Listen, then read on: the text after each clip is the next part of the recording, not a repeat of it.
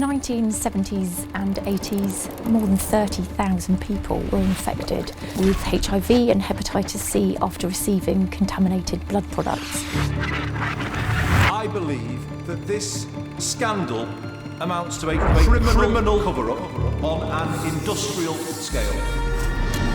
Stop the words, stop the rubbish, and do something! It's a cover-up that has led to over 3,000 deaths, making it easily the deadliest man-made disaster in post-war history. I was a trainee reporter when I first came across the story, and it began a 25-year battle to find out what had really happened.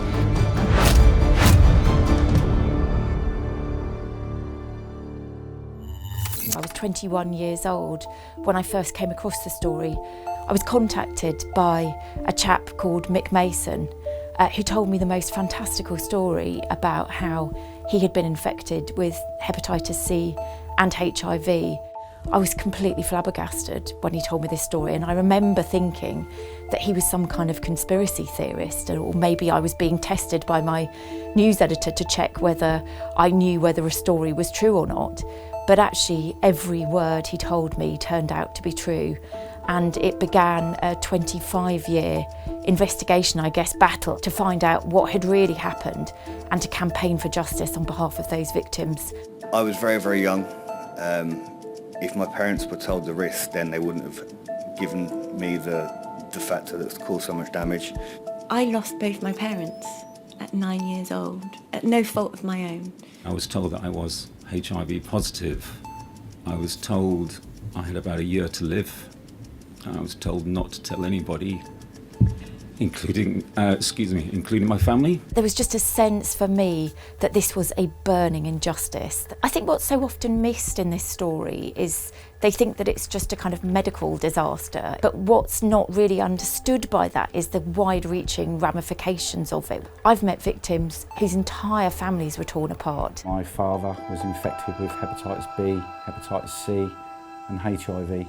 My dad's brother was infected with hepatitis B, HIV, hepatitis C, and he was exposed to new variant CJD. And my dad's other brother was exposed to hepatitis B, hepatitis C, and new variant CJD. Only one of them is still alive.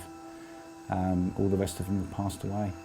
The big breakthrough, the medical breakthrough, which was heralded as a real moment in kind of medical history, was the establishment of factor VIII blood products.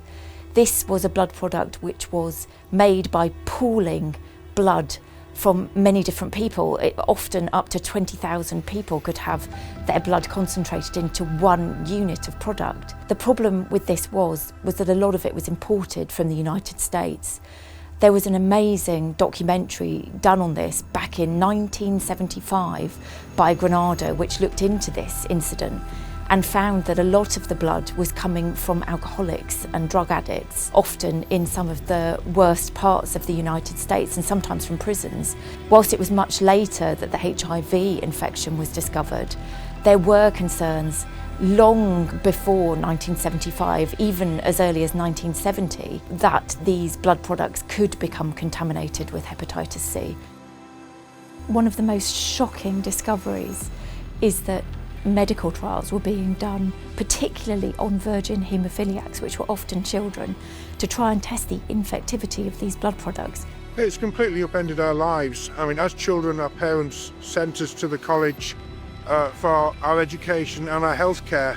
They were using us in trials and in experiments. 80 died as a result of that, and many have been left with life-changing conditions, not just physically but psychologically as well. A generation of children were almost wiped out by the trials and the regimes that were instituted there. The NHS has never been self-sufficient in blood products, which meant that supply was always being outstripped by demand. That necessitated the creation of factor VIII and was the reason why we started sourcing so many of our blood products from the United States. We had no choice. In retrospect, again, this is a catch-22 situation. We either imported or we didn't treat our haemophiliacs. So during the course of the years I looked into this story, the story was the same over and over again, that people weren't informed of the risks about the products that they were being given.